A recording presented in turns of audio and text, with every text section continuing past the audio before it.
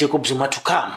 And he says it came at a cost because he says Jacob Zuma, when he comes, he can't just leave, organize a present. And a present is physical money. Yes. That gentleman said so.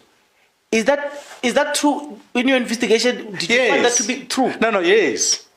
I'm saying, you know, comrades, there were comrades that pop up money. That's why when you say there was no money in the MK. You know, one comrade in the Eastern Cape, for instance, called me, furious, fighting with me, ukuthi sibhatele kanje mhlekazi besifuna uZuma sikhuphe nemali kutheni ngazisa uZuma. And I asked, but comrade, uthetha ngantoni mhlekazi? And it relates the story. Did you yabona lo mnikene imali? Lusa yena ungalwisi mina mhlekazi kuba nama ndiyazi lo nto le. So napathi Chibukai plus minus.